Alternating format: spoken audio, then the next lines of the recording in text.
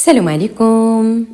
كنتمنى انكم تكونوا بخير وعلى خير وانتم كتشاهدوا هذا الفيديو.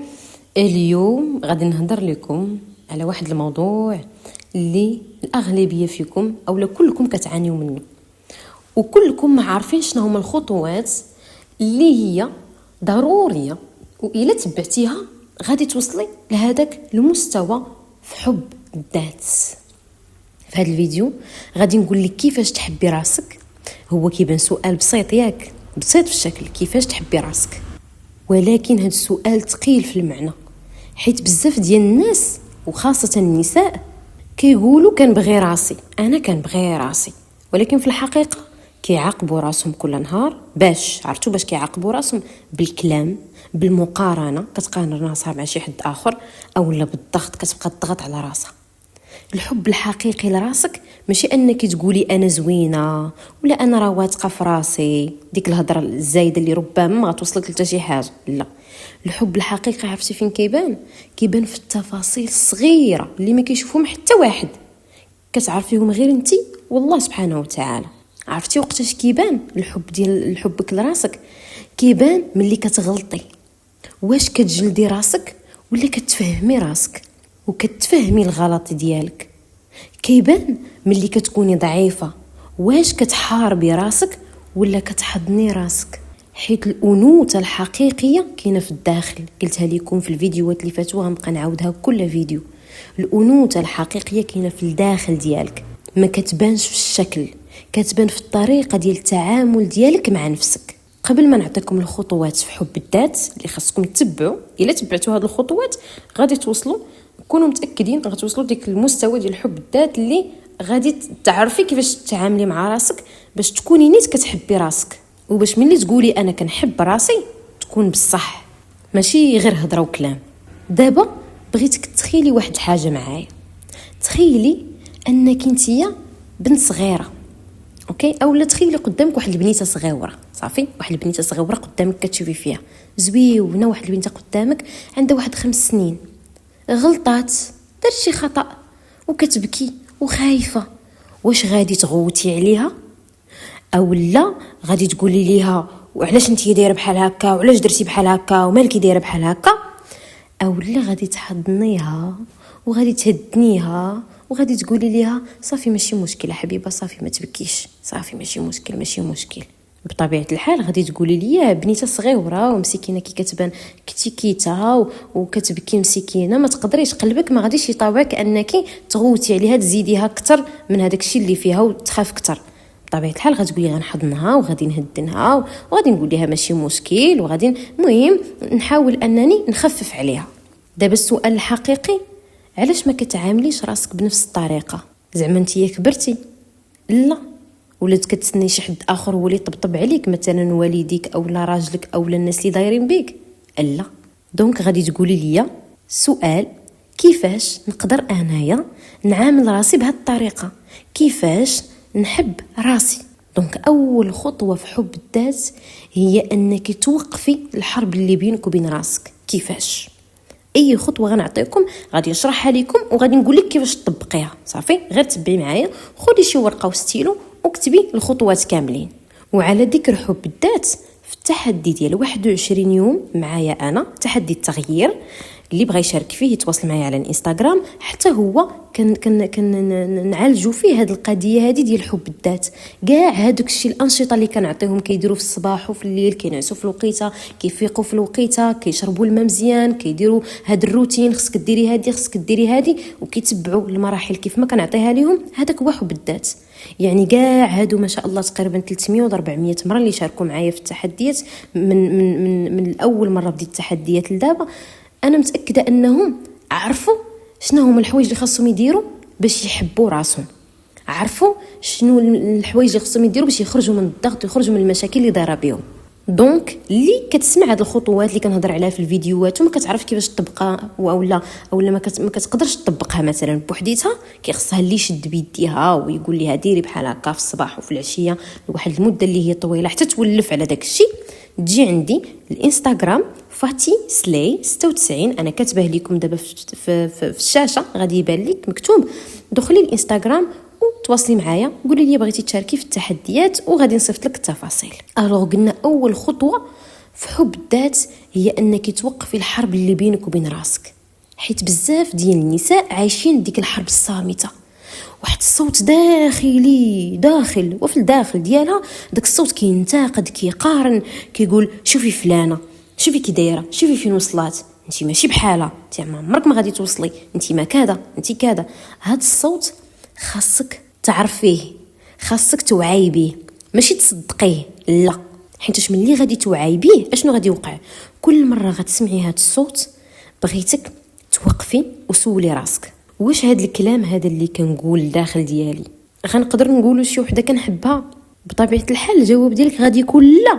ما يمكنش تقولي هذاك الكلام لشي وحده انت كتبغيها، لبنتك صغيره ولا شي بنيته صغيره ولا اختك صغيره، ولا ما يمكنش، مستحيل انك تقولي هذيك الهضره لشي وحده اللي انت كتبغيها.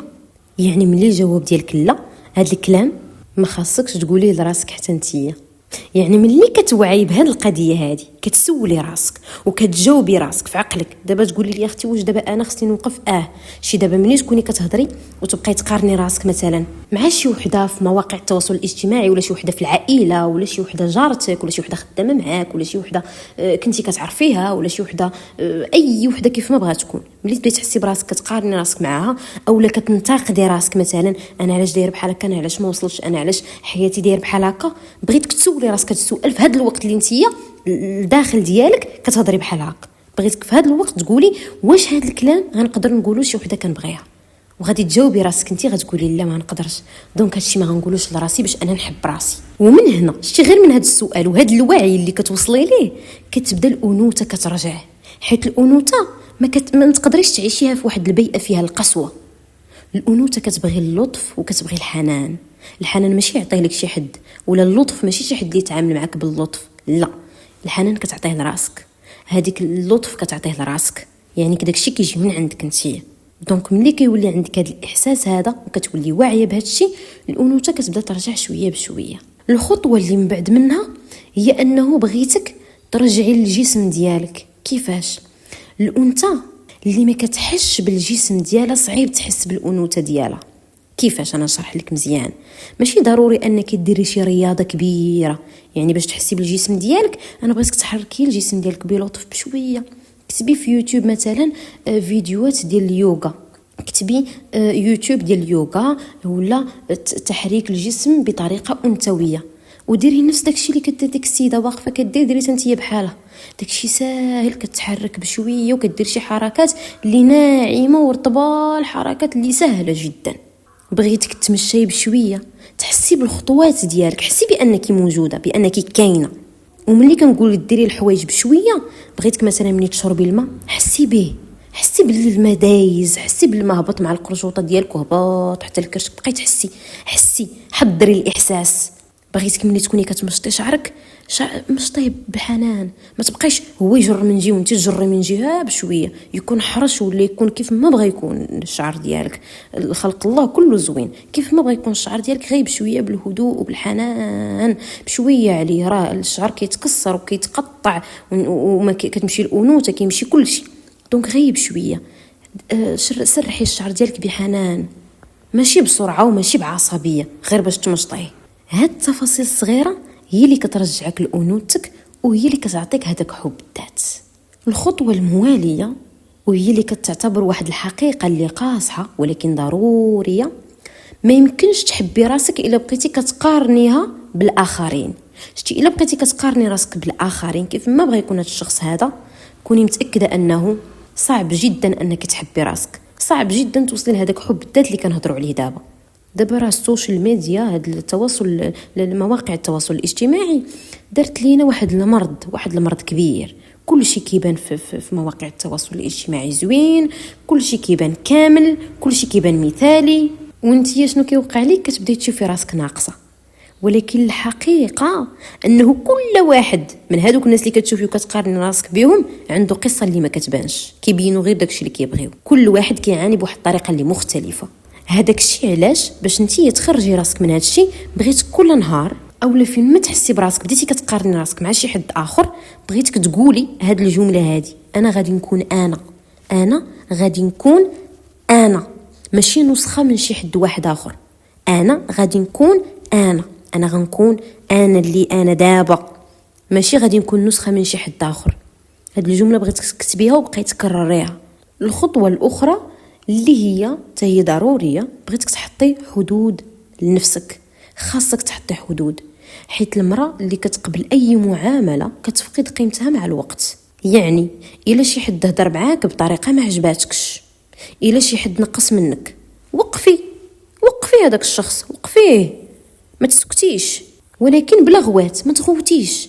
جاوبي بهدوء ولكن بوضوح وبطريقه حازمه. يعني ديك الهضره اللي كتهضري هضره معقوله، مكاينش فيها الرجوع.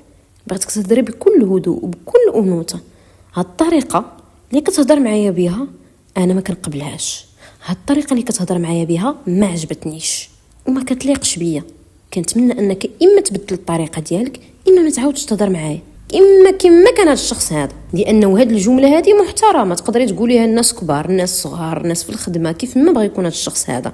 وخاصه الطريقه اللي غادي تقوليها بها تكون جواب هادئ وجواب واضح وجواب اللي ما يكونش ما تغوتي، ما ديريش شي حركه اللي ماشي هي هذيك، فقط بطريقه محترمه وفيها الوضوح وحازمه. حيت ملي كتحترمي راسك الناس كيتعلموا كيفاش يحترموك. ملي كتعطي لراسك قيمه الناس حتى هما كيتعلموا كيفاش يعطوك تنسيه القيمه. الخطوه التاليه اللي هي بغيتك تتعلمي تعيشي بوحدك بلا خوف. كيفاش؟ ملي كنقول بوحدك ما كنعنيش العزله، ولكن كنعني السلام. الوحده بمعنى السلام، تكوني بوحدك بمعنى السلام. تقدري تجلسي مع راسك بلا تليفون، بلا ضجيج، بلا صداع. الا ما قدرتيش ديري هذه القضيه يعني راه كاين مشكل، حيت الانثى اللي كتخاف من الوحده غالبا كتهرب من نفسها. ولكن ملي كتبداي ترتاحي مع راسك كتولي ما محتاجه لحتى شي واحد باش يحسك بالقيمه ديالك. وهنا كتبان الانوثه الحقيقيه، انك بوحديتك وكتعرفي تعاملي راسك مزيان بوحديتك، وكتعرفي تعطي الوقت لراسك بوحديتك، كتعرفي واخا تكوني بوحدك تعيشي احسن من اللي كيكونوا الناس معاك، لانه كترتاحي مع راسك، لانه ما محتاجه لحتى شي واحد باش يحسك بالوجود ديالك، باش يحسك بالقيمه ديالك. لانه الانثى اللي عندها طاقه الانوثه عاليه ما كتجريش ورا الحب، لا، ولكن الحب هو اللي كيتبعها، هو اللي كيجي وراها. ما كتجريش ورا الاهتمام، لا، الاهتمام كيجي حتى لعندها. دونك هادو اللي هضرت عليهم دابا خطوات اللي هي صغيره، كتبان صغيره وبسيطه، ولكن ملي كتطبقيها كيبان الفرق. وواحد الحاجه بغيت نقولها لكم، واحد الحاجه اللي مهمه بزاف، حب الذات راه ماشي قرار كتاخديه مره واحده صافي، لا، هو اختيار كتعاودي تاخديه كل نهار. بغيتك كل نهار تقرري انه بغيت نحب راسي اليوم، لا في الطريقه كيفاش كتهضري مع راسك، لا كيفاش كتشوفي راسك، لا كيفاش كتعاملي راسك. هادشي كله كيدخل في حب الذات. وكل نهار فين ما تفيقي في الصباح اختاري انك بغيتي تعيشي واحد النهار غتحبي فيه الراس ديالك، تحبي فيه الذات ديالك. دونك نتمنى انكم تطبقوا هاد الخطوات هادو، واللي ما كتقدرش تطبق بوحديتها تجي تشارك اما في تحدي الانوثه في 15 يوم، او تحدي 21 يوم هو تحدي التغيير. جميع التحديات اللي كندير معكم انايا كتدخلي ليه انسانه في شكل، كتخرجي انسانه اخرى، كتخرجي انسانه جديده تماما. لانه كنبقى معاك الصباح حتى الليل، كنقول لك ديري في الصباح وديري في الليل لمده 21 يوم او لمده 15 يوم بالنسبه للتحدي ديال الانوثه. ومني كنقول تحدي الانوثه كنوصل لواحد الطاقه، كتوصلي لواحد الطاقه ديال الانوثه اللي هي على الاقل واحد 70% 80% كتخرجي بها من التحدي. وكنهضروا حتى على العلاقه الزوجيه، كنعالجوا حتى هاد العلاقه ديالك مع الراجل، كيفاش خصك تعاملي، كيفاش خصك تعاملي المشاكل معاه، كيفاش هادي كنناقشوا كلشي. دونك اللي بغات تشارك تواصل معايا على انستغرام، انا كاتبه لكم على الشاشه. ونشوفكم فيديو الجاي، وكيف كنقول لكم ديما كنبغيكم من القلب. بسلامه.